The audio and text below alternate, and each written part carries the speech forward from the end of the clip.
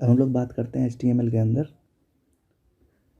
Data list की। ठीक है, तो डाटा लिस्ट क्या होता है HTML के अंदर कि आपने देखा होगा कि कुछ भी हम लोग अगर जो सर्च करते हैं तो कोई कोई साइट जो होती हैं वो हमें कुछ ऑप्शंस देती हैं। ठीक है, जैसे मैंने ए लिखना स्टार्ट किया तो ए से रिलेटेड ऑप्शंस देती हैं। ठीक है, तो उसी को हम लोग डेटा लिस्ट की मदद से हम लोग अचीव करते हैं। तो यहाँ पे मैं एक एग्जांपल आपको दिखा दे रहा हूँ।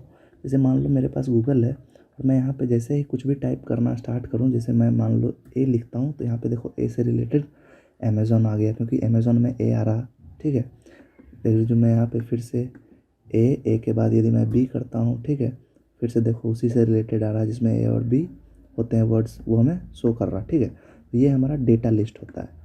ठीक है, ABH अगर जो करूँ देखो यहाँ पे, तो ये हमारा डेटा लिस्ट के अंदर हम लोग इन सारी चीज़ों को डालते हैं और उसी के मदद से हम लोग अचीव करते हैं। उसे हम लोग कैसे करते हैं वो देखते हैं। तो मान लो मैंने फॉर्म टैग के अंदर एक इनपुट टैग लिया है। ठीक है, मैंने एक इनपुट टैग लिया है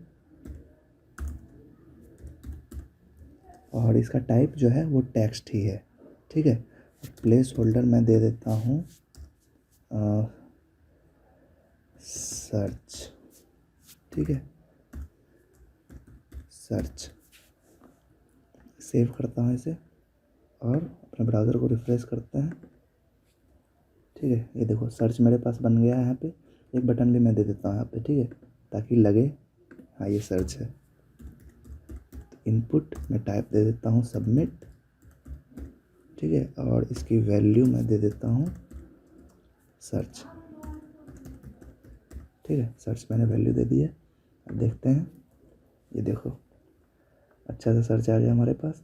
अब मैं यहाँ पे कुछ लिखना स्टार्ट करता हूँ। देखो ये मुझे ऑप्शन नहीं दे रहा। ठीक है, कुछ सजेशन नहीं दे रहा, बट मैं यहाँ पे जब कुछ लिखना स्टार्ट करता था तो क्या आता था, देखो ऑप्शंस आ रहे थे। ये डाटा लिस्ट होता है हमारा। उसे हम लोग किस तरीके से देते हैं वो देखो।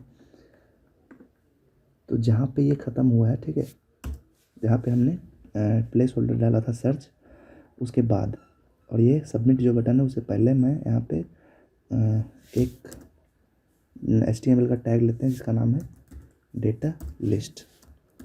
ठीक है, डेटा लिस्ट हमने लिया है और इसके अंदर हम लोग ऑप्शन देते हैं। ठीक है, ऑप्शन को देते हैं, लेकिन इसमें ऑप्शन क्लोज नहीं होता। ठीक है, ऑप्शन क्लोज नहीं होता, कोई कंटेंट नहीं होता इसके अंदर, लेकिन वैल्यू होती है। तो मान लो मैं वैल्यू में दे रहा हूँ यहाँ पे मान लो मैं दे रहा हूँ मैथ्स। ठीक है, मैथ्स दे रहा हूँ। फिर मैं दूसरा ऑप्शन बनाता हूँ। ठीक है, और इसके अंदर मैं वैल्यू में दे रहा हूँ साइंस। साइंस ये क्लोजिंग टैग नहीं होता इसमें। ठीक है, इसे मैं हटाता हूँ यहाँ से और एक ऑप्शन बनाता हूँ मैं इंग्लिश। ठीक है, और एक ऑप्शन बना लेता हूँ। ठीक है, यहाँ पे मैं एक और ऑप्शन बना ले रहा हूँ और इसकी मैं वैल्यू दे देता हूँ SST। ठीक है, SST। ठीक है, मैंने यहाँ पे 4 ऑप्शंस बनाए, देख सकते हैं आप।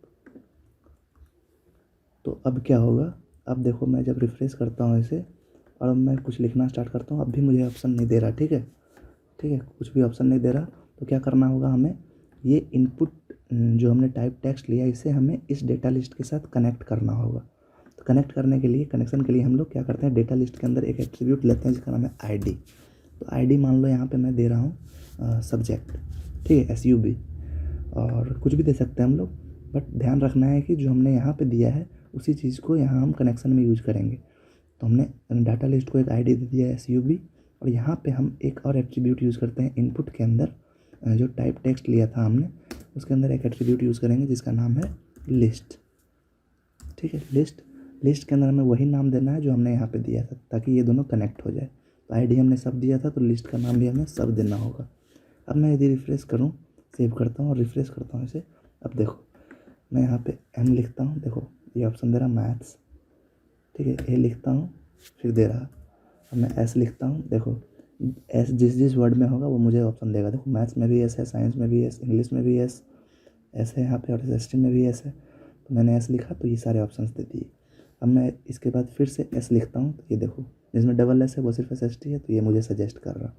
तो इसी तरह से हम लोग डेटा लिस्ट को बनाते हैं, ठीक है। और क्या होता है डेटा लिस्ट वो तो आप समझ चुके होंगे, ठीक है। तो दैट्स इट।